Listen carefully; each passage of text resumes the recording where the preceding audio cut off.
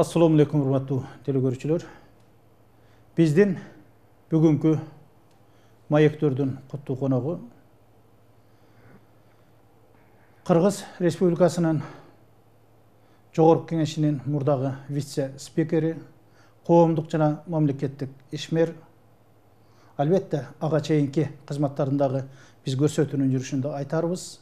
Эң негизгиси Кыргыздын сыймыктуу кыздарынын бири Надира Азимовна Нарматова конокто. Надира эжеке, кош келипсиз. Кушпак болуңуздар. Эми биз көрсөтүүбүздү алгач ушу жалпы эли журтубуз менен амандашуу менен баштап алсак, өзүңүз эли журтуңуз менен бир амандашыңыз, биз андан кийин сөзүбүздү алайлы. Рахмат сиздерге. Надегенде сиздерге мен ыраазычылык билгизем. Сиздин берүүңүзгө бизди унутпастан эл менен жүз көрүштүрүп коеюн деп атайын программаңыздарга чакырганыңыздар үчүн Алла ыраазы болсун. Рахмат. Экинчиден, урматтуу кыргыз элим, арыбаңыздар, аман эсен турганыңыздарга мен курсанмын. Бүгүнкү күндө негизгиси кыргыз элибизде тынчтык өкүм сүрүп туруп атат. Ошондуктан тынчтыктын жышааны менен мына берүү аркылуу сиздер менен жүз көрүшүп турганыма мен ыраазычылык билгизем. Айтканыңыз келсин. Биз эми мына сөз башында айттык, сиздин мурдагы аткарып келген иштериңиз, мамлекетке сиңирген эмгегиңиз жөнүндө көрсөтүүнүн жүрүшүндө сөз кылабыз деп. Эми мугалимчилик кесиптен берилип алганда бул мамлекеттик, коомдук саясий иштерге аралашкан мезгилиңиз сиздики негизинен Алай жергесине, бул Кыргыз менен Кытайдын ортосун бөлүп турган, Кыргыздын чегарасы болуп турган, Кыргыздын далай Курманжан датка, Алымбек датка сыяктуу мыкты инсандарынан мурдадагы куттуу инсандардын кадам изи калган жерде жетекчилик кылган учуруңуз бар эле. Сөздү биз ошондон баштасак дагы, анан ошонун ичинде эң негизги маселе бул Курманжан датканын 180 жылдыгын өткөрүүдө өзүңүздүн бир нар көтөргүс иштериңиз бар. Эли журтубузга өткөндү эске салып койгонун ашыкчалык кылабыз. Мен сиз эми берген сурооңуз менен менин күлгүндөй болуп турган жаштыгымды, балалыгымды, анан жүрөгүмдүн тереңинде орун алган Алай жергесин, Алай элин эске салып курсан кылып атасыз. Анткени менин жаштыгым, курчтугум, баралыма келип күчкө толуп турган мезгилим Алайда өттү. Мен Алайдын элине, Алайдын жерине ушунчалык ыраазы болом. Мен Алайдын келини болом. Кудайга шүгүр, Алайга турмушка чыгып 3 уул таптым. Анан Алайдын элинде мен 83-жылдан баштап 1995. Бул Курманжан датка сыяктуу эле сиз деле келин болуп барган экенсиз. Курманжан датка сыяктуу мен Алайдын келинимин. 95-жылга чейин комсомолдук партиялык советтик кызматтарда иштедим. Ал мезгилдериме мен ушунчалык сыймыктануу менен айтам. Себеби союздун мезгилинде билесиз, комсомолдук мектеп деген бул башкача өзгөчө мектеп болчу. Комсомолдук кызматта иштеген кызматкерлерди биздин коммунисттик партия келечекке карата ар тараптуу такшалган кадрларды даярдап өткөрөт эле. Ошондуктан мен 81-жылы Нокат районунда комсомол комитетинде райком комсомол кызматка кирсем, 83-жылы ошол турмуш шартына байланыштуу областтык комсомол комитети тарабынан, борбордук комсомолдук уюм тарабынан менин кызмат абалымды Алай районуна которушкан. Ошондон Алай районунда 8 жыл комсомолдо иштедим. Бөлүм башчы болуп, андан кийин райком комсомолдун катчысы болуп иштеп, анан райондук партия комитетине орготделге болгондо дагы кадр боюнча уюштуруу бөлүмүнүн кадрлар боюнча инструктор болуп иштегем. Кыскасы, биздин ошол Алайдагы иштеп жүргөн мезгилдериме мен ушунчалык башымды бийик көтөрүп сыймыктануу менен айтам. Алай эли билесиз, ал мезгилде Чоң Алай менен Алай району экөө бир болчу. Эми ошол аткаруу бийлигинде исполкомдун ответ секретары болуп иштедим. Райондук кеңештин төрагасынын биринчи орун басары болуп иштедим. Эми ал мезгилде мен айтылуу, тажрыйбалуу, ошо тарыхта өзүнүн басып өткөн жолу менен бүгүнкү күндө дагы ошол коомдук саясий ишмер катары элге кадыры сиңип, жаштарга, азыркы өсүп келаткан муундарга өздөрүнүн жакшы насааттарын айтып, коомдо өзүнүн орду бар. Мына ал Ильяс Юсупалиевичтин биринчи орун басары болуп иштегенмин. Акимбай Орозбек Кулмабатовичтин биринчи орун басары болуп иштедим. Тиги Осмон Кутманович деген киши болгон, биздин районду башкарган, ал кишинин биринчи орун басары болуп иштедим. Кыскасы, мен ошол улуу кишилер менен биргиштешип, Раматыл Бекмамбет Осмонович менен биргиштешип калдым. Ал киши исполком председатель болгону, мен райком комсомолдо катчы болуп иштедим.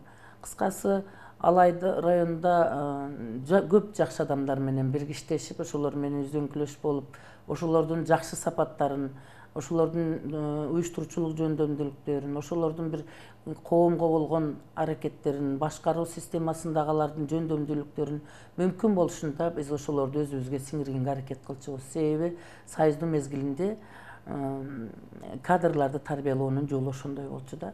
Тилекке каршы ошондой башкаруучуларды бүгүнкү күндө жетекчилерди көрбөй, аттиңай деп калабыз. Ушу кадр маселесини артта калып кеткендигин, аксап жаткандыгына мен өкүнүп кетем. Курманжандыкканын 180 жылдыгын өткөргөн мезгилде мен райком партиянын секретары элем, 3-чү катчысы болчумун. Анан идеологиялык тармакты тейлегенмин. Ошол идеологиялык тармакты тейлеген үчүн Курманжандыкканын 180 жылдыгындагы уюштуруучулук, идеологиялык мазмундагы иш-чаралардын баардыгын мен жетектеп барганмын. Өзгөчө мен жанагы Ак Босогодогу өткөрүлгөн 1000 үйдүн тигилишинде, анын артындагы ашканалар менен 2000ден ашык үйлөр тигилген, билесиз. Анан жылгаларга, Жалал Абад областына, президентке өзүнчө резиденция, СКнын секретары Жумалбек Бексултанович Аманбаев болчу, Акаев жаңыдан шайланган эле президент болуп. Ошондой мезгилдерде бөлөк жылгаларга резиденцияларды кылып, Ак Босогодогу тиктирген үйлөрдүн башында мен турганмын. Ошол кесипкөй адамдар менен, бүт ошо Алайдын эли менен кошо сахналаштырылган оюнду дагы республикалык масштабта уюштурганбыз. Аны дагы бүт ошол кошо уюштуруу иштеринде мен жетектеп кошо жүргөнбүз, бүт штабтын составы менен бирге. Анан эми Курманжандыкканын 180 жылдыгы бул тарыхта болбогон өзгөчө бир белги болгон, өзгөчө той болгон.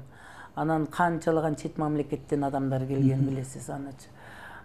Ошон үчүн бул Кыргызстандын тарыхында унутулбай турган биздин Курманжандыкка энебиздин 180 жылдык мааракеси өтө жогорку деңгээлде, уюштуруучулук деңгээлде өткөргөн. Ошол мезгилде биздин районду жетектеп турган Ильяс Юсупалиевич болчу. Анан эми муну өзгөчө айтыш керек. Мен бүгүнкү күндө ошол Курманжандыкканын 180 жылдыгын өткөргөндөн мына Алай районунда музей жакшы иштеп турат. Музейдин уюштурулушунда канчалаган адамдардын эмгеги бар. Курулуштарында мына премьер-министр болуп иштеп жүргөн Жантөрө Жолдошевич ошондо курулушчу болчу. Анан премьер-министр болуп турган мезгилде эскерип, биз жолу бир эскергенбиз. Азыр канчалар тиешеси жок эле адамдар автор болушуп жүрөт, көрүнгөн жерде ар түрдүү нерселерди айтып. Ал мезгилде өтө көп салым кошкон адамдар болгон. Ошондон кийин Курманжандыкканын аброю, Курманжандыкка жөнүндөгү маалыматтар көбөйүп, ачыктан ачык жарыяланып, ошол Курманжандыкканын очогу ошол музей болуп калды да, музей болуп калды. Мына ошол мезгилде сиз идеологияны жетектеп туруп атасыз, ичиндеги экспонаттарды кайдан алгансыздар? Экспонаттарды бул жерге салымын кошкон адамдар өтө көп болгон. Өтө көп областтык музейдин кызматкерлери, республикалык музейдин кызматкерлери, анан биз жергиликтүү бийликте, жергиликтүү адамдар аркылуу дагы өтө көп экспонаттар топтолгон. Анан ошондо мен идеологиялык тармакты тейлеп турган үчүн тиешелүү адистер менен биргеликте Мургапка чейин, Жергеталга чейин, Тажигабадка чейин барып, көп экспонаттарды, көп маалыматтарды өзүбүз чогултуп келгенбиз. Себеби өзүбүз чогултсак, өзүбүздүкү мындай ишенимдүү болот деп, ишенимдүү булактарды менен бирге барып, мен жетектеп, атайын инициативный группа болуп түзүлүп алып барып, экспонаттарын көптөрүн ошол жактан чогултуп келгенбиз. Андан Курманжандатканын тууган уруктары көп жардам берген. Көп экспонаттар Алайдын ичинен чыккан. Себеби элдин ичи кенч экен да, элдин ичинде айтылбаганы менен элдин арасында канчалаган маалыматтар, канча ошол Курманжандатканын кармап тутунуп жүргөн буюмдары өзүнүн тууган уруктарынын арасында урпактары аркылуу дагы топтолгон. Ошондуктан кийин анан Ак Босогодогу уюштурган ошол стадиондун айланасында ипподром кылганбыз. Эми көпчүлүк экен да. Биз кээде ушундай бир кыргызда кайдыгерлик мамиле жасап коебуз да, бар нерсени сактап калганга аракет кылбайбыз да. Ошол жерде эмне деген ипподром курулган. Тилекке каршы четирак болуп калган үчүн ошол жерден улам алып кетишип, анысын бузуп кетип, мунусун бузуп кете бергенде, анан мен кийин райондук мамлекеттик администрациянын орун басары болуп дагы иштеп калдым. Дагы социалдык экономикалык тармакты тейлеп калдым дагы. Ошондо анан ошол ипподромду жоголуп кетпесин деп туруп, анан ипподромдогу тосулган тосмонун бардыгын алып келдирип, райондук ошол Курманжандатканын музейине, маданият үйүнүн айланаларын бүт тостуртуп бергенмин. Ошону менен ошол каражат жоголбой сакталып калды да. Талаада калып, таланып кеткенден көрөктү. Кимдир бирөөнүн үйүнө түшпөй. Кимдир бирөөнүн үйүндө, кимдир бирөөнүн кашасын апарып тосуп алгандан көрөктү. Ошол пайдалуу болуп изи калсын деп, ошол Курманжандаткан өзүнүн 180 жылдыгындагы каражатка бүткөрүлгөн ипподромдун тосмосун толугу менен алып келдирип туруп, музейдин айланасыны, бүгүнкү күндө маданият үйүнүн айланаларын бүт тостуруп берген. Ошону менен ал жерде ал сакталып калды. Анан бул деген мен Алайда Кудайга шүгүр көп эмгектерим калды. Ошон үчүн Алайдын элине сыймыктануу менен бүгүнкү күндө да эскеришип жүрүшөт. Анан дагы бир рахмат айта турганым, ошол мен эмгегимди баалашып келин болсом дагы Алай жөнүндөгү энциклопедияга бетинен мени да киргизишип, тарыхта из калтырышып, ошо Алайда кызмат кылган биздин кызыбыз дешип. Рахмат, Кудай кут кылсын. Рахмат. Эми Адыразим муну өзүңүз айттыңыз, Алайдын келини болгом деп. Бул эми тарыхта Курманжандаткадагы мына ошол күнөстүү коштон Алайга келин болуп түшкөндүгү белгилүү. Мен азыр сизге берейин деген суроом. Деги эле сиз ошол жерде жүрүп, бүгүнкү күндө кагаз беттеринде жазылбай калган элдин арасындагы бир Курманжандаткага келин катары берген элдин баасын кулагыңыз чалып калдыбы? Алайдын келини катары айтышпайт алайлыктарчы. Мен ошого сүйүнөм да. Себеби Алайдын эли мен ушундай бир көпчүлүк чөлкөмдөргө аралашып жүрөбүз да, коомдук ишмер болгондон кийин. Көпчүлүк элдерге караганда Алайдын эли эгерде даремети болсо, тыңчыкма болсо, сен келинсиң же кызсың деп бөлбөйт. Мен ошого ыраазымын да. Себеби мен жаш боюнча барып туруп эле комсомолдук партиялык советтик кызматта иштеп калдым деп атпаймынбы. Анан ошонун мен дареметимди баалашып, бирөө мени сен келинсиң деп айткан эмес. Себеби мен өзүмдү эркин сезчүмүн. Эркин туйчумун. Кайсы жерде болсо эркин өзүмдүн дареметимди пайдаланып жетет. Өзүнүн кызы катары. Өзүнүн кызы катары жүрчүмүн да. Анан ошол сыяктуу эле Курманжандатканы дагы мен ошондой эле элестетем. Алайдын эли Курманжандатканы келинебиз деп айтпайт да, Курманжандатка деп гана айтышат. Биздин Курманжандатка энебиз деп айтышат да.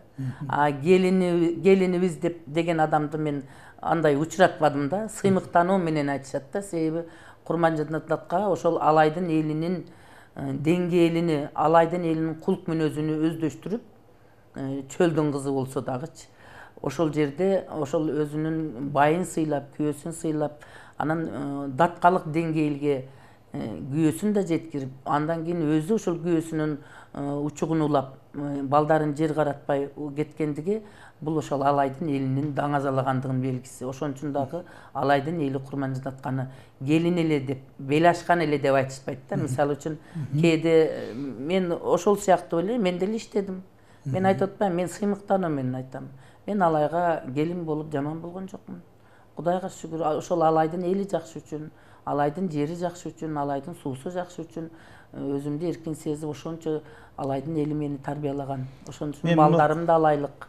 3 балам бүгүнкү күндө мына 11-12 неберелүү болуп отурабыз. Бул деген мен элге ыраазычылык белгизем. Мен муну сизге суроо катары берип жатканым, мына ушул сиздин айтканыңыз менен башка замандаштарыбыз бүгүнкү күндө коктуга өрөөн-өрөөнгө, уруу-урууга бөлүнбөстөн бир туткага, бир бийиктикке, бир чогуу чыгууга аракет кылсын деген мааниде сиздин сезимдериңизди ойготуп жаткан маселем ошол. Рахмат. Рахмат. Себеби сөзүңүздө кылет жок. Себеби ар бир нерсе адамдын өзүнө байланыштуу болот да. Келин болосун, кыз болосунбу, адам ошол кайсы жерде жашап атсаң, кайсы жердин суусун ичип атсаң, кайсы жердин нанын жеп атсаң, ошол жердин ырын ырдап, ошол жердин сыйына сый көрсөтүп, ошол жердин урматы менен, ошол жердин тартибине көнүп, анан ошолордун жакшысын ашырып, жаманын жашырып, өзүңдүн мүмкүн болушунча кызматың менен ийилип, башың ийилип кызмат кылсаң, анан кызматтан көгөрөсүң да. Анан кийин эми жанагындай кокту колотторго бөлүнүү, жарылуу деген нерсе бул жанагындай бир кыска ойлогон, алысты көрө албаган адамдардын эле бир жекече кызыкчылыгынан, жекече өзүнүн ой мүдөөсүн, иш жүзүн ашырыш үчүн элдерге бир мындай туура эмес маалыматтарды, өзүнүн бир тескери кыска ойлуулук көз караштарын белгизип койгонун натыйжасында эле келип чыгып калган нерсе да. Мен айтып жана сөзүмдүн башында айтпадым сизге. Чоң Алай району, Алай району деп атабыз. Чоң Алай менен Алай району өзү бир эле район. Бир эле район болгон. Биз илгери бул чыйырчыктан ашканда эле кеттим Алайга, келбейм Алайга деп келишкен да. Ошентип жүрүшкөн да. Мисалы мурун деле бул эми жанагындай географиялык жактан бөлүнүү боло берет. Бирок адамдардын кулк мүнөзү бөлүнбөйт да. Жан дүйнөсү. Жан дүйнөсү бөлүнбөйт да. Мисалы Алай району, мурда Алай району болгон Гүлчө району, анан Алай району, анан Чоң Алай району болуп 3 районго да бөлүнүп жүргөн мезгилдер болгон экен. Убагында Сопу Коргон болупчу. Кийин 2 район болуптур. Анан мен эмеде райкомдо секретарь болуп иштеп турган мезгилде анан 2 районго бөлдүк. 2 районго бөлгөн чакта деле ошол комиссиянын мүчөсү болуп туруп, биз бүт бардык жактан 2 районду 2ге бөлдүк да, атайын райондук штаб түзүлүпчү. Ошондо дагы мен штабтын составында туруп, Чоң Алай менен районду бөлгөнбүз. Анан эми жанагындай жылга-жылгага бөлгөн дегенге мен кошула албайм. Себеби мен жана айтпадым, ошо келин кыз дегенден дагы чыгып калат да. Чыгып калат. Сиз айткандай чыйырчыктан ар жагыны Алай дегени менен бел ашкан деген бөлүнүү сөздөр да чыгып калат. Андай деле элдин арасында болот. Жана кой деле аксагы менен жүз болгондой, адамдар деле акмагы менен жүз болот. Арасынан чыгат да, 5 кол барар эмес. Экинчиден кыргыздын бир жакшы сөзү бар да, бир кумалак бир карым айды чиритет деген. Ошол сыяктуу эле мына бүгүнкү күндө деле элдин арасынан жанагындай туура эмес пикирдеги адамдар сүйлөп коет. Анан ошол кайсы бир адамдардын кыжырын кайнатат. Ошондон биз мындай экенбиз деп ошондон бөлүнүп жарылууга барган фактылар деле жок эмес. Ошон үчүн негизи биз бир ууч кыргыз эли аз эле калкпыз. Жерибиз кенен болгону менен элибиздин саны аз эле да. Бирок элибиздин саны аз экендигине карабастан биз дүйнөлүк деңгээлде өзүбүзчө эгемендүү мамлекетпиз. Кыргыз деген атты алып жүргөн, кыргыз мамлекети деген мамлекеттин туусун бийик көтөргөн өзүнчө уюткулуу элбиз да. Анан ким кайсы жылгага бөлүнбөсүн, ким каяктан болбосун, баары бир түбү эл бир кыргызбыз. Бул мамлекеттин жүгү биринчи кезекте ошол улуттун атын берген улуттун жоопкерчилигинде экендигин бүгүнкү күндө унутуп калган учурлар көп болуп атат. Буга оюңуз? Бул жоопкерчилик, тартип деген маселе өтө өзгөчө орунда туруш керек да. Мен жанагы сыймыктануу менен айтам деген сөздү бир канча жолу кайталап айттым сизге. Себеби аны мен жөнөкөй айткан жокмун. Союздун эң бир жакшы жери системалуу башкаруу системасы болгон да. Экинчиден өзгөчө тартип болгон. Үчүнчүдөн жоопкерчилик болгон. Ушул 3 эле нерсе. Себеби мамлекеттин башкаруу системасы туура түзүлгөн болсо, биринчиден, экинчиден темирдей тартип болсо, үчүнчүдөн жоопкерчилик болсо, анан төртүнчүсү мен кошуп коеюн, бул себеби бул эң негизгиси талаптардын бири кадр маселеси. Ушул 4 нерсе өзүнүн ордун тапкан болсо, бардык нерсе өз-өзүнүн ордуна түшүп калат да. Биздин мына мамлекеттик союздун мезгилинде эмне үчүн биз мамур-жумур жашачубуз? Ушак менен деле ишибиз жок болчу, бөлүнүп жарылуу менен деле ишибиз жок болчу. Бирөөдү чукуламай, бирөөгө асылмай, бирөөдүн жамандыгын ашырып, жакшылыгын жашырган нерсе жок болчу. союздун мезгилинде жакшылыгын ашырчу да жамандыгын жашырчу, туурабы? Ошондон адамдарда ыйман, ынсап, адеп, ахлак деген, ариет, намыс деген, анан бири-бирине мээр, шафкат деп коет, бири-бирине боорукерчилик, ызат, урмат, улууну урматтаган, кичини сыйлаган деген, анан бир жетекчиден да кичине айбыгып, сыйлап урматтаган, үйдө, үй бүлөдө болсо атасын сыйлаган, энесин сыйлаган, бала менен кыз, ата менен эне келатканда унчукпай жекеге чыгып калаткан. Керек болсо кыз бала 40 үйдөн тыйбы деген нерсе ошол союздун мезгилинде жашаган. Керек болсо бир көчөнүн аксакалдары бирөөдүн баласын тартипке чакырып койчу, туурабы? Соттошкон, оттошкон жок болчу. Бүгүнкү күндө бир тууган менен соттошуп атат, көрүп атасыз. Ата бала менен соттошкон күндөрү болуп атат. Туура эмеспи? Муну ушунун бардыгы эмнеден болуп атат? Ошо бизде жоопкерчилик, тартиптин жоктугунан, анан кийин ушул жанагы бизде кадрларды башкаруу системасындагы кадрларды туура тартип тандабагандыгыбыздан, кадрларды даярдабагандыгыбыздан, анан кийин кокусунан адамдардын колдоруна биздин адамдардын тагдыры түшүп калып атат. Анан өзгөчө жүрөктү өйткөн улуттук идеологиябыздын жоктугунан биз ушундай жоопкерчилиги жок, тартиби жок, башаламан, бири-бирини бир карабаган, бир учу түгүп көрүнбөгөн. Бул адашкан система сыяктуу. Аралаш бир адашып беле, будуң чаң болуп эле, жан-жаныңан талгарма дегендей беле талапта туруп калган мезгилге туш келип калдык да.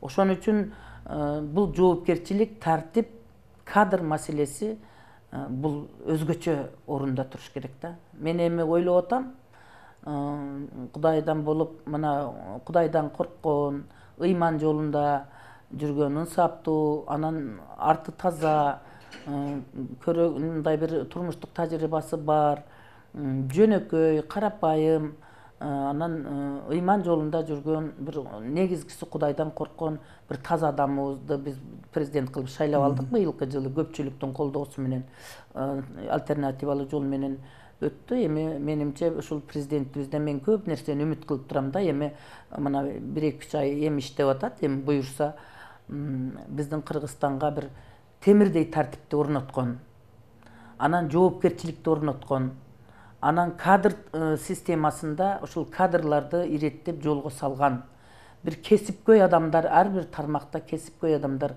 өз ордун тапса, жоопкерчилиги бар, тартипти кармаган, коррупциялык иштерге аралашпаган таза адамдар кызматтык орундарга келсе, анан кийин ушул биздин мамлекеттин ичинде бир темирдей тартип менен, жогорку деңгээлдеги жоопкерчилик менен, анан кесипкөй адистер менен, тажрыйбалуу адамдар менен Кыргыз мамлекетин алдыга жылдырып кеткенге болот эле деген үмүттү жасап келатам да. Мен коомдук саясий ишмер катары, мамлекеттик башкаруу системасыны жакшы билип калган адам катары аралаш бүгүнкү күндө деле өзүмдүн көз карашым менен четте калган жерим жок. Өзүмдүн туура ойлорумду керектүү жерде айтып жүрүп атам.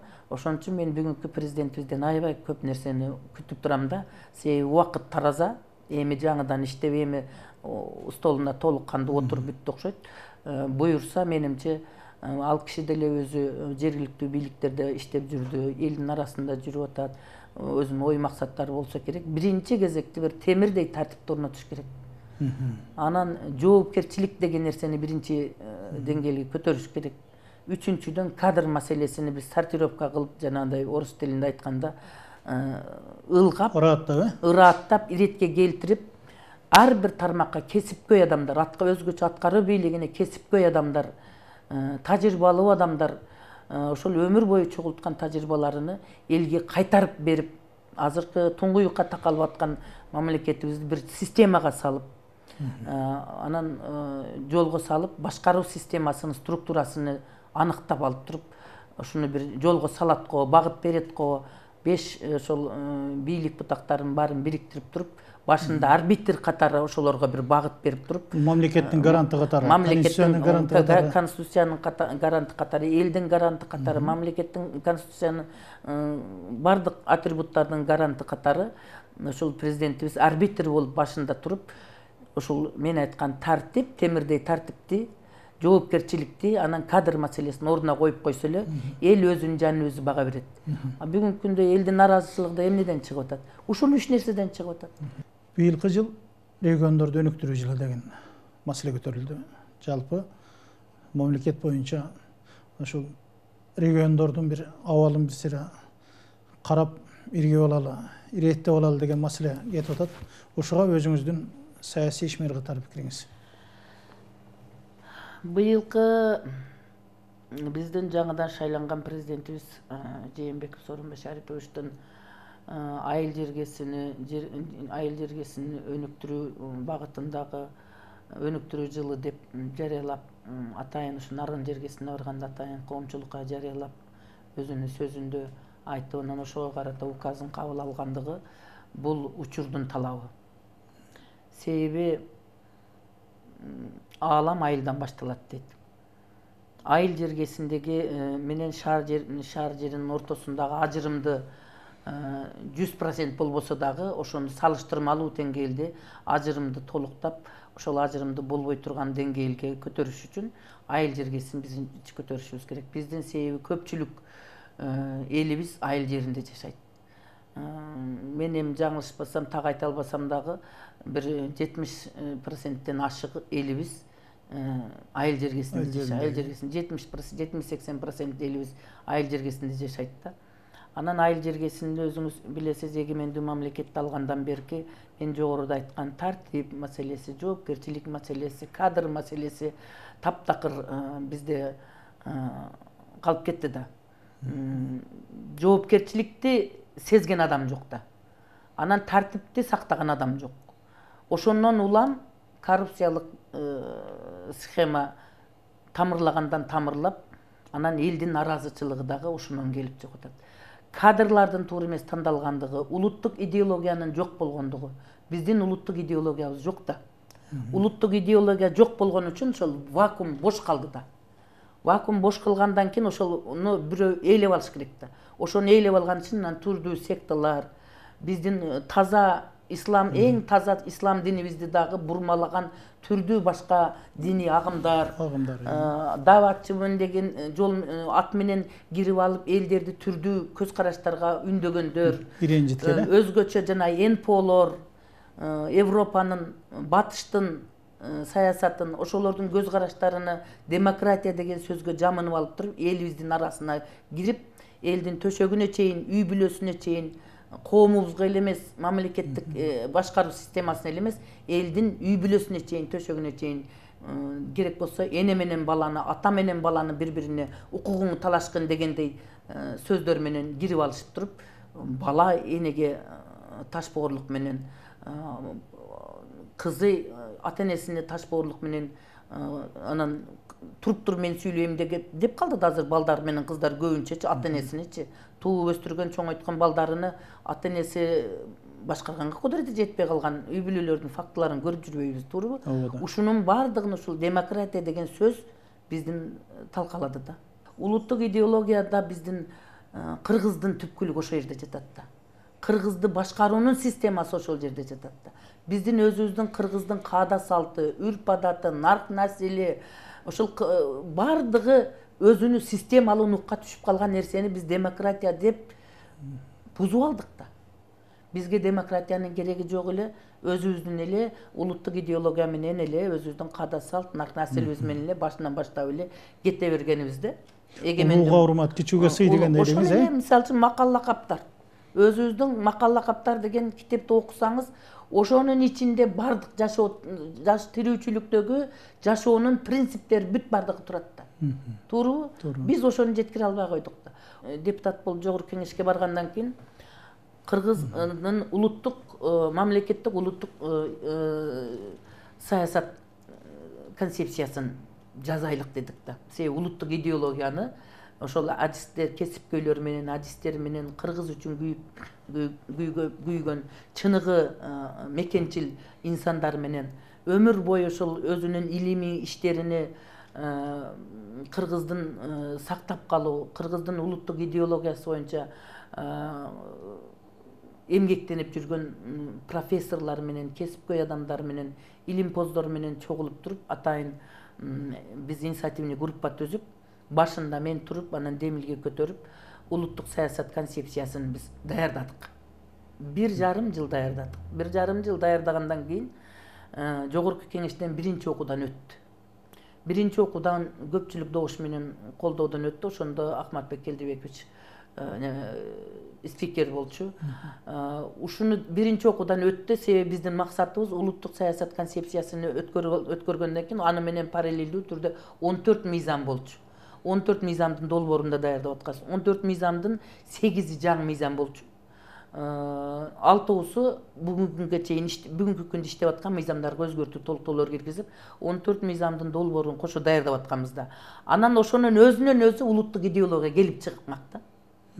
Анан биздин ошол аракетибизди байкап калышып, мен эми аттарын айтпай эле коеюн, эми ошол мезгилдеги бир топ адамдар, аны тарых өз убагы келгенде тарых өзү ордуна коет. Ошол адамдар ошол батыштын, Европанын нанын жеп, ошолордун ырын ырдап, биздин кыргызды талкалаганга салым кошкон адамдар деп эле эсептейм мен ал адамдардычы. Ошолор ичкүйдүүлүк кылып туруп, анан биздин ошо улуттук саясат концепциябызды, биздин улуттар ассамблеясы бар да Кыргызстанда, ошол ассамблеянын курултайыны шашылыш түрдө өткөрүшүп туруп, анан кийин улуттук азчылыктар жана аны коом менен консолидациялоо багытында бир концепцияны чыгара коюшуп туруп, анан ошону бириктирейли деп жармашып, настаивать этип туруп алышкан. Анан кийин кой эми биз мындай компромисске барайлы дагы, ошону менен биздики негиз болуп атат. Биринчи окуудан өттү деп туруп, анан биз ошону менен бириктирип, кайра анан инициативный группаны бириктирип туруп, анан биргелешкен улуттук саясат концепциясынын экинчи окууга алып барабыз деп анан атайын долбоорду даярдадык дагы. Даярдагандан кийин бурмалашып, ошол Европанын, батыштын саясаты менен, ошол НПОлордун анан ошол кыргызды талкалаган бир-эки адамдын күчү менен биздин даяр турган улуттук идеологияга мына чыга турган материалды жокко чыгарып туруп, анан улуттук саясат концепциясы эмес, улуттук азчылыктардын коом менен консолидациялоо деген тема менен бир концепция кабыл алып коюшту. Бурмалап салышты да. Мен ошол мезгилде кызматтык командировкада болуп калгамда, ошол мезгилден пайдаланып туруп өткөрүп беришти. Коопсуздук кеңешинин күн тартибине киргизип туруп. Анан мен ошол мезгилдеги спикерге, ошол мезгилдеги фракциянын жетекчилеринин бардыгына наразы болдум да, силер эмне үчүн мындай кылсак, биз байкабай калдык дейт аларчы. Биз байкабай калыптырбыз. Сиз жөнүндө ушул Нарматова жетектеген улуттук саясат концепциясынын деп эле сиздин эмгектериңизди айтып атса, биз жогорку кеңештеги бекитилген нерсе экен да деп эле түшүнүп калыптырбыз дагы. Анан кол көтөрүп коюп турбуз. Эми бул маселени кийин кайрылабыз, болбой калды дешти. Шуну менен баягы кыргыздын душмандарынын айынан биздин улуттук саясат концепциясы өтпөй жок болуп кетти да. Анан мен жалгыз өзүм кайка барам. Ушуну аны менин артымда турган жанагы илимпоздор, өмүр бою кыргыз үчүн жанын берген мекенчилдер дагы өздөрүнүн немесинен коркушту дагы калып кете беришти. Ушуну менен бул эми баягы көшөгөнүн артындагы көшөгөн оюндар болуп атпайбы? Көшөгөнүн аркасында оюндар болуп атпайбы? Биз ошо улуттук саясат концепциясына ошо алаканга кыргызды койгонбуз. Түпкүлүктүү улут бул кыргыз. Мына бул айланасында 5 манжа биздин кыргыздын мамлекетинин ичинде жашап аткан майда улуттар, улуттук этностор. Ошол майда улуттардын өкүлдөрү. Ошолорду кыргыз жоопкерчиликти алыш керек. Мына ушул улуттардын баарын башын бириктирип, бир муштум кылып кыргызды башка улуттук азчылыктардын бардыгынын коопсуздугуна кыргыз жооп берет. Кыргыз ошолордун жоопкерчилигин мойнуна алат. Анан кыргызды бириктирип туруп, бир муштум кылып кыргыз мамлекетине кыргыз жооп бериш керек деген талап болгон да. Ушул титулный наци деди деп айнан айын НПОлор, Европадан жана ПРООН, ООН дегендер жармашып жөн эле менин артыма түшүп алышкан ошондой. Бирок ошолорду колдоп бир канча мен ачык эле айтып коеюн, ошол мезгилде бир $9 миллион акча алышкан адамдар бар. Ошолор кылып туруп анан аралаш жашаган райондорго коомдук башталыштагы бөлүмчөлөрдү ачымыш болушуп, эптеп ошо $9 миллион акчасын жок кылыш үчүн кыргызды түпкүлүктүү калк катары улуттук саясат концепциясынын иш жүзүнө ашырганга тоскоолдук кылышып, анан улуттук идеология дагы ошону менен чыкпай калды. мына азыр курултай деп жүрүшүп атпайбы? Ошол 14 мыйзамдын бирөөсү Кыргыздын курултайы боюнча мыйзам болчу. Кыргыздын мамлекеттик тили боюнча, кыргыздын каада салты боюнча коюңчу, кыскасы 14 мыйзам менен улуттук саясат концепциясы, конституция сыяктуу основа негиз болуп бермек дагы. Ошонун айланасына 14 мыйзам иш жүзүнө ашканда кыргыздын улуттук идеологиясы өзүнөн өзү келип чыкмак да. Ушуну кыргыздын душмандары жасап койду. Ошо саясаттын ичинде көчөгөнүн аркасында кыргыз үчүн чокусундагы кызматтарда, бийликтерде жүрүп алып туруп, кыргыз үчүн жан күйгүзбөгөн адамдардын аралашып жүргөн үчүн бүгүнкү күндө бизде тартип да жок, жоопкерчилик да жок. Тескерисинче демократияга жамынып алып туруп, кыргызды талкалап аткан адамдар дагы деле мезгил менен үнүн чыгарып, түрдүү тескери пикирлерин билгизип коюп, жөн жете албаган, колтугунда котор ташы бар адамдардын кыргыздын арасындагы нанын жеп дагы кыргыздын жери көтөрүп жүргөнүнө мен өкүнүп кетем кээдечи. Ошондон улам мен сизге мына бул быйылкы бул сөздү мен эмне үчүн айтып атам сизге кеңири кылып айтканым себеби, мына бүгүнкү президентибиздин ошол айыл жеринен кыргыз мамлекетини айыл жерин өнүктүрүүдөн баштап аткандыгынын ушундан пайдаланып туруп биз кыргыздын улуттук идеологиясыны, кыргыздын менталитетини, анан кыргыздын негизги жайгашкан жерлери айыл жергеси болуп аткандан кийин ошол айыл жергесинен маданияттуулукту, өнсүп өнүгүүнү, экономикалык, социалдык жактан ар тараптан тармактык өнүгүүнү системага салып алып туруп, анан кийин ошол айыл жергесин өнүктүрсөк деген сөздү көтөрүш керек да. Туура. Ал үчүн биринчи кезекте вертикалдык башкаруу системасын орнотуш керек. Бул вертикалдык башкаруу системасын орнотмоюнча бул деле жанагындай чаржайыт эле бир Крыловдун тамсилиндегидей маселе да бул. Иш-чарасы мындай эле өтүп бараткан иш-чара сыяктуу болот. Балык сууга тартып, акку асманга чаян чөлгө таткандай. Региондуктарды өнүктүрүү маселесине өзүңүздүн кыргыздын атуулуу катары сунушуңуз. Мен биринчи кезекте президентибизге дагы кайталап айтайын, жогорку кеңештин депутаттарына, өкмөткө мен конкреттүү түрдө сунуш айтат элем. А дегенде региондорду өнүктүрүш үчүн вертикалдык башкаруу системасын орнотуш керек. Эмне үчүн мен муну айтам? Себеби бизде азыр эки башкаруу системасы бар. Бюджетибиз дагы республикалык бюджет, айылдык бюджет, айыл өкмөттөрдүн бюджети эки эле баскычта. Областтык губернаторлор болгон менен, райондук акимдер, администрация болгон менен булар жөн эле отурат да. Губернаторлор менен райондук акимдердин укугу жок, эчтеке укугу жок. Буларда бюджети жок. Айлыгын эле республикалык бюджеттен, айлыктарын гана ошол жерде аппаратында канча адам жүргөн болсо, ошолордун айлыктарын гана алышат. А негизинен губернатордун жоопкерчилиги, райондук мамлекеттик администрациянын жоопкерчилиги жок бул жерде. Мыйзамда дагы, мыйзам боюнча дагы раз биз акимди шайлагандан кийин, губернаторду шайлагандан кийин областтык, райондук масштабта алар өздөрүнүн уюштуруу иштерини ачыктан ачык жоопкерчиликти мойнуна алып жүргүзүш үчүн алардын бюджетин бөлүп беришибиз керек. Мурунку союздун мезгилинде билесиз да, областтык партия комитети, областтык аткаруу Токоштуу бала сүйгүнчүк деп коет. Токоштуу бала сүйгүнчүк да. Булардын бюджетинде эчтеке жок болсо, бирөө суранып келсе, алардыкы бир жумуш жасай албаса, алар немелер райондун акимдери айыл өкмөттөргө көз каранды.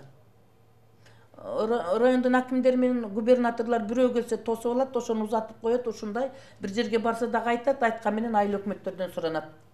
А өздөрүнүн бюджети жок да, бирөөгө жардам берейин десе, же бир жерден бир жумуш уюштурайын, же бир керектүү жерлерине социалдык объектилерди курдуруп берейин, же ошолорго бир демилге көтөрүп, ошолордун артынан түшүп берейин, же бир кыйналган элдин маселесин чечип берейин деп иш жасайын десе, анын бюджетинде эчтеке жок. Ошондуктан мындай кылбаш керек. Биринчи вертикалдык башкаруу системасын орнотуп алып туруп, анан системалуу түрдө айылдан баштап бүт бардык региондордун ар бир айылдын өзүнүн программасын иштеп чыгыш керек. Жумалык, керек болсо жумалык, айлык, кварталдык, жылдык кылып туруп, жылдын жыйынтыгы менен кайсыл айылдагы айыл өкмөттүн башчысы эмне жумуш аткарды. Кайсыл райондун акими өзүнүн аймагындагы 15 болобу, 20 болобу, 10 болобу айыл өкмөттүн аймагында баарын бириктирип туруп райондук деңгээлде эмне жетишкендикке жетти деген конкреттүү талапты алыш керек. Жоопту, Жоопкерчиликти мойнуна алыш керек. Эмне үчүн премьер-министр район үчүн жооп бериш керек? Эмне үчүн облустун жетекчиси областтагы немеге министр жооп бериш керек? Андай болбойт. Азыр бизде системаны оңдомой сайын, башкаруу системасын түздөп тактамай сайын, вертикалдык башкаруу системасын төмөндөн өйдөгө карай жогоруга орнотмой сайын, анан кийин таттыктуу кадрларды коймой сайын, жоопкерчиликтүү кадрларды коймой сайын биз айылды өнүктүрүү деген менен жыйынтыгы чыкпай калат. Себеби азыр ушунчалык жаман үйрөнүшкөндө баягы коррупция деген нерсе бар. Бул коррупциянын тазалаш үчүн ошол жердеги коррупционер адамдарды тазалаш керек. Эл өзү билет. Мисалы үчүн кадрларды дайындоодо мектептин директори немеге барат? билим берүү министри. Билим берүү министрлигине барат. Билим берүү министри айылдагы жөндөмдүү мугалимдин ар бирин билбейт да. Туура. Мектептеги жөндөмдүү директорду районо билет. Райондук масштабтагы мекеме ишканалардын жетекчилерине таттыктуу адамды райондук жетекчи билет. Райондук жетекчилерди областтык губернатор билет. Областтык деңгээлдеги жетекчилер туурабы? Бизде кадрдык дайындоо системасы дагы бузулду да. Бүт бардыгын централизованный алып барып алышкан. Жанагындай даже мамлекеттик кызматтарга конкурс деп жарыялап койгон, конкурс дегенди биз көрүп атабыз го. Ал деген жөн эле 1000ден ашык бир суроодо коюп коюп конкурска катыштырып коет экен, кайсы бир деңгээлде 30 очколабы ушундай бир нормасы болот экен. Андан өткөнү менен кайрадан экинчи жолу беседа кылып туруп, ал көп очко алган билим деңгээли бар адам өтпөй эле таанышы бар адам беседадан аңгемелешүүдөн жыгытып коюп туруп, өзүнүн кадрын өткөрүп апарып коюп атпайбы. Ошону менен баш иштеген кадр конкурстан өтсө дагы ал кызматка коюлбай калып атат. Баш иштебеген адам конкурстан өтпөсө дагы ошону бир шылтоо кылып туруп аңгемелешүүдөн жакшы жооп берди деп туруп өткөрүп коет. Анда мамлекеттик кадрдык конкурстун эмне кереги бар? Жоопкерчилик болбогондон кийин. Анан эчтекени билбеген кадр, өмүрүндө ал тармакта иштебеген кадр деген өзүнөн төмөнкү адамдарды жанына чогултат да. Ал өзүнөн күчтүү кадрды жанына эч убакта келбейт да, туурабы?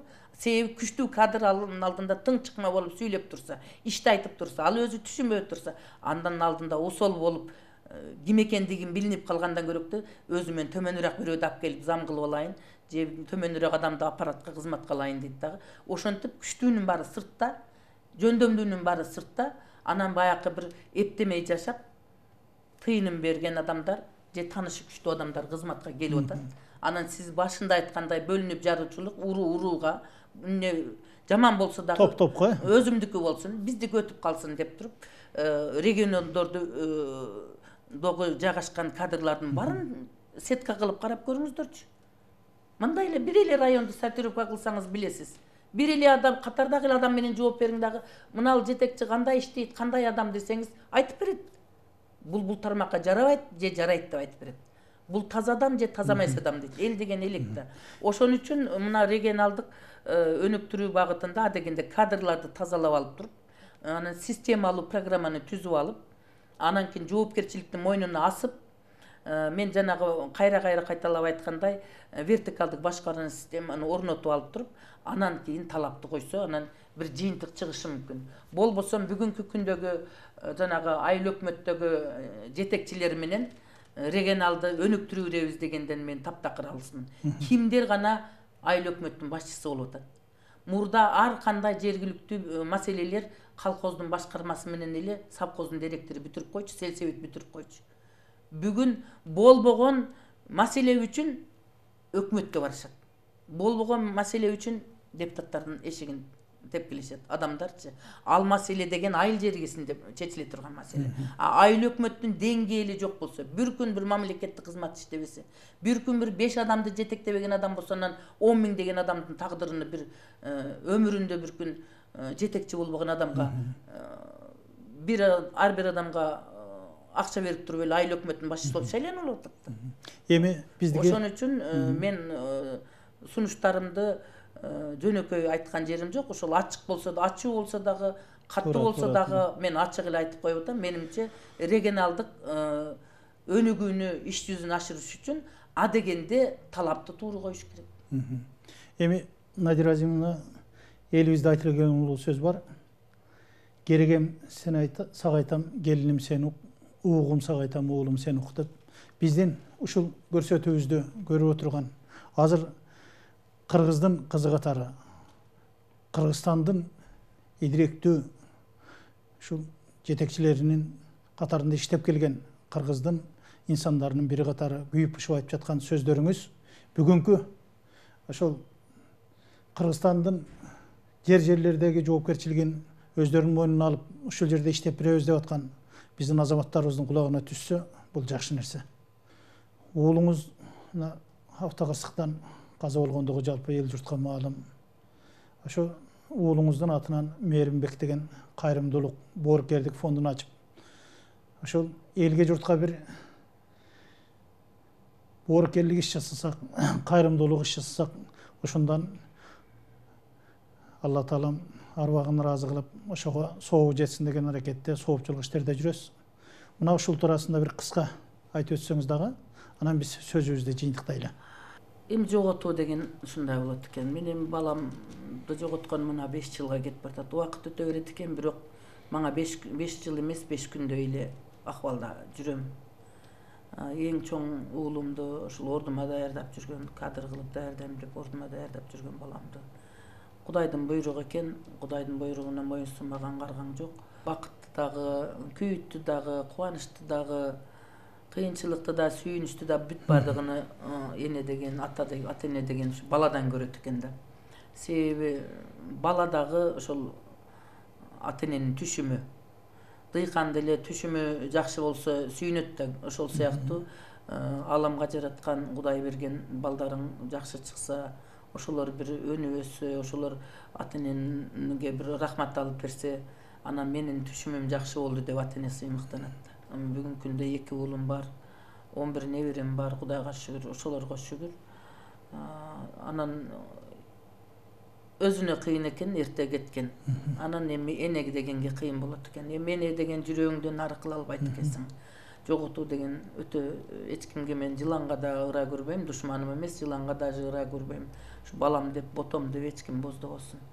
Анан эми Кудайдын жолунда колуман башка эч нерсе келбегенден кийин, жок дегенде кичине болсо дагы бир соопчулук иш кылсам, ошого бир сабабы балама тийип турабы деген ой менен Кудайга шүгүр, эми Алланын жолунда жакшы адамдардын, ыймандуу адамдардын менен биргеликте ошол Кудайдын эшиги кылып 9 мечит курганга салым кошуп бердим. Ошонун бүгүнкү күндө адамдар, канча адамдар намаз окуп атышат. Айлам жок да, эмне кылышты билбей, ушу кандай кылсам балама бир сабап болуп турат экен деген максатта ошол иштерди кылып, анан кийин мен 15-жылы эми 9,5 миң добушту алдым, депутатка толук кандуу мандат алганга татыктуу добушту алып, элим колдоп бергени менен биздин система ушундай экен да, партия өтпөй калса кала берет экенсиң да. Партия өтпөй калды, 9 добуш албагандар тизме менен барып отурат бүгүнкү күндө парламентте. А мен 9,5 миң добуш алганым менен партия кирбей калды, мандат ала албай калдым. А мен деген 9,5 миң адамдын ошончо талаш тартыштан 9,5 миң добушту алып чыгыш, аял киши катары мен өзүм жалгыз алып чыгыш деген бул оңой нерсе эмес да. Ошон үчүн элим күтүп турат да. А менин шайлоочуларым бар да. Ошолордун ишеничине актайын деп колуман келишинче бүгүнкү күндө эле токтоп калган жокмун. Колуман келишинче элдин кызматын кылып келатам. Анан өзүм эле неме кылбай, анан параллелдүү түрдө баламдын дагы аты өчпөй жүрсүн деп атайын Мээримбек кайрымдуулук фондуну официалдуу түрдө юридикалык каттоодон өтүп, уставы менен бүт бардыгын мыйзамдуу түрдө ачып, анан ошону акырындап жумушун жасап келатам. Мен негизги максатым ошол бүгүнкү күндөгү жалгыз бой энелердин укугун коргоо, жалгыз бой энелерге шарт түзүү, ошол жалгыз бой энелердин көз жашыны азайтуу, жалгыз бой энелердин арманын азайтуу, жетим жесир, бейбечара кары картаңдар алар эми күнүмдүк темадан түшпөй келаткан нерселер. Ал биз каалайбыз буну кайрымдуулук иштерди жасай беребиз. Ал эми жалгыз бой энелер жөнүндө бүгүнкү күндө мамлекетте сөз кылган адамдар болбой атат да. Себеби мына кече эле көрдүңүз. 2016 жылы атайын мамлекеттин статистикалык маалыматы боюнча 16 жылы 16.000 бир жылда 16.000 никесиз балдар төрөлүптүр. 16.000 деген бул аз сан эмес да. 23.000 никелүү балдар төрөлүптүр. Айырмасы 7.000 эле болуп атат. Көрдүңүзбү? Эми ошондо бул кыргыздын саны никесиз төрөлгөн балдардын санынан көбөйүп атабы? Ойлоп көрүңүзчү мына. 23.000 никелүү төрөлсө, 16.000 никесиз төрөлүп атат. А 16.000 деген баланын моралдык, психологиялык, коомдогу көз карашы, анын элдин алдындагы жүрүм турумундагы таасир эткен жагдайларды биз эске албай атабыз да. Ошол эле мезгилдеги ошо 16.000 баланы төрөгөн, төрөбөй мурда төрөп бүткөнү канча? Төрөгөн эненин моралдык, психологиялык, руханий тагдыры ойлогон адам жок да. Экинчиден төрөтүп коюп, анан же алимент соттон алиментин кесип берсе, алиментин да нормалдуу төрөбөй. Анан төрөптүп коюп туруп, фамилиясын да бербей басып кеткен аталардын жоопкерчилиги жок болуп атат да. Ушундай бир көз караштардан улам мен анан өзү жалгыз күйөөсү өлүп кеткендер бар. Эми ажал жетип, анан күйөөсү өлгөндөн кийин жалгыз бой эне болуп калып атпайбы? Анан өзү көөсү карабай кеткендер дагы жалгыз бой эне болуп, балдарын жалгыз тарбиялап атат да. Ушуга окшогон тагдырларды мен ошол ишмер катары, коомдук ишмер катары, элдин кызы катары өтө көп кыз келиндер кайрылат да. Ошондон улам анан мен ушул жалгыз бой энелердин маселеси боюнча бир ушуларга колуман келишинче, мен эми чоң бизнесмен эмесмин материалдык жардам бергенге. Мен моралдык жардам берейин буларга. Анан кийин ошолорго шарттуу түзгөнгө жардам берейин деп ошол Мээримбек кайрымдуулук фондун түзүп, негизги темамды, негизги багытымды ошол жалгыз бой энелерге колдоо көрсөтүү багытында кылганбыз да. Анан эми ошондон улам ошол кайрымдуулук фонддун алдында мен жумушчу орундарды түзүп берип, жалгыз бой энелерге. Ошол жерден алар иштешип, жумушчу орундарды түзүп, мүмкүнчүлүк шарттарын түзүп бергенге аракет кылсам, ошол жерден таза мээнети менен, ак эмгеги менен каражат таап, иштешип, мээнет кылып, анан балдарын баксын деген маселе менен мен бүгүнкү күндө ишканаларды түзүп бердим. Андан сырткары мен ошол эл аралык деңгээлдеги кайрымдуулук фонддор менен да биргелешип жумуш жасап атам. Ошолор аркылуу көп адамдарга жардам бергенге. Рахмат, ишиңиздерде ийгилик болсун. Эң биринчи Алла таалам сабырын бермейинче шүгүр болбойт. Шүгүр болмоюнча бул нафси тыйылбайт. Азыр айтып жаткан сиздин айткан сөздөрүңүздүн бардыгы бул элибиздин жүрөгүнө эм болсун деген тилекти мен кошумчалай кетейин. Эми жалпы элге журтка өзүңүз айтып жаткан элдин кызы катары бир эки ооз сөз менен коштошсоңуз дагы анан биз сөздү жыйынтыктап эл менен коштошолу. Эми урматтуу кыргыз элим, кыргыз журтум, мен ушул Аллага чексиз шүгүрлөр келтиремин көрсөткөн күнүнө. Мен ошо 6 сан негизгиси жашоодо 6 сан заман, акыл эсибиз жайында, заманыбызда тынчтык, элибизде амандык болуп турса, ошол жашоонун керемети ошол. Анан эми калган маселелердин бардыгы өзүнүн угу менен чечиле турган маселе. Мына бүгүнкү күндө мен ошо кыргыз элине биздин президентибиз Сооронбай Шарипович Жээнбеков баш болгон депутаттарыбызды, парламенттин мүчөлөрүнө, өкмөттүн премьер-министр баш болгон өкмөттүн мүчөлөрүнө, райондук, областтык, жергиликтүү бийликтерди, айыл өкмөттүн башчыларынын бүт бардыгына мен өзүм кайрылуу жасагым келет да сөзүмдүн акырында. Анткени мына быйылкы президенттин көтөрүп чыккан маселеси эң тууру маселе. Райондук региондук акыбалды ар тараптан өнүктүрүү багытындагы коюлган маселе. Бул маселеге биз жапа тырмак кийлигишибиз керек. ар бир элдин жетишпеген көйгөйлөрүнүн бүт бардыгын жергиликтүү эл өзү билет. Ошондуктан жериндеги активисттер, жалпы айылдын аксакалдары, түшүнүктүү энелер, аялдар коомдору, аксакалдар коомдору, кварталдык, айылдык, көчөлүк жетекчилер бүт бардыгы өзүнүн ушул жериндеги көйгөйлөрдү системалуу түрдө тизмектеп, атайын иш-чаранын түзүп, өкмөттүн алдына өздөрүнүн сунуштарын берип, анан мамлекет тарабынан ошол айылдан баштап райондук, областтык деңгээлде бүт бардык көйгөйлөр боюнча системалуу программасын кабыл алып алып, иш-чарасын түзүп, анан кийин өзүбүздүн мамлекеттин бюджетине дагы карап, анан кийин бир көзгө көрүнөрлүк, элге бир пайдасы тие турган, элге таасири тие турган маселелерди чечип, кеңге жетишип калсак жакшы болот эле. Ал үчүн бизге туура башкаруу болуш керек, туура талап болуш керек, туура жоопкерчилик коюш керек, темирдей тартипти орнотуш керек. Койсо эле кыргыздын эли жакшылык нерсени көтөргөнгө мүмкүнчүлүгү бар экен деген нерсени биз көрсөтө ала турган деңгээлде айыл жерлерин өнүктүргөнгө мүмкүнчүлүк түзүлүп атканда жапа тырмак талап коюшту да билишибиз керек, аткарышты да билишибиз керек, жоопкерчиликти дагы сезе билишибиз керек. Ошондо биз жыйынтыкка жете алабыз деген кайрылуу менен мен сөзүмдү жыйынтыктагым келет. Анткени бардык нерсе биздин өзүбүздүн элибизге байланыштуу болот.